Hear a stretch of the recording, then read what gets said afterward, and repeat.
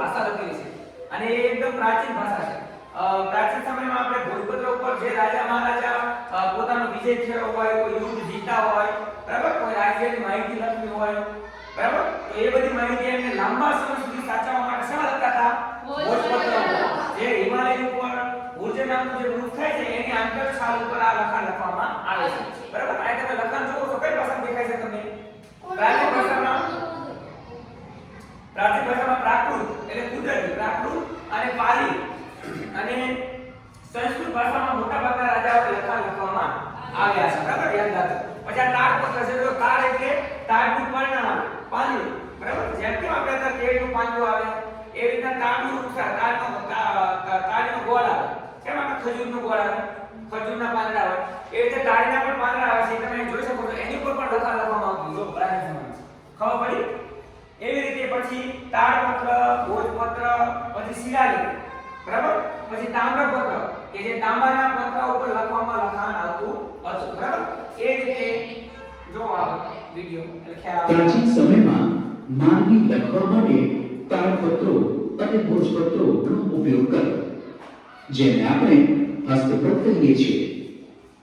તાડપત્રો એટલે તાડ વૃક્ષના પર્ણ પર લખાયેલી હસ્તપ્રતો અને ભોજપત્ર એટલે હિમાલયમાં થતા ભુજ નામના વૃક્ષોની પાતળી આંતરછાલ ઉપર લખાયેલ હસ્તપ્રતો. તાડના પર્ણ પર અને ભુજ જેવા વૃક્ષોની છાલ પર તેઓ હસ્તપ્રત લખતા. તેમાંથી આપણને તેમની ભાષા અને જીવન જીવવાની પદ્ધતિની જાણકારી મળે છે. આવી અનેક હસ્તપ્રતો મળી છે. તાડપત્રો અને ભોજપત્રો પર લખેલી હસ્તપ્રતોમાંથી ભારતના પ્રાચીન યુગના માનવી વિશે આપણને માહિતી મળે છે. આવી હસ્તપ્રતો મંદિરો અને મઠોમાં સચવાયેલ છે.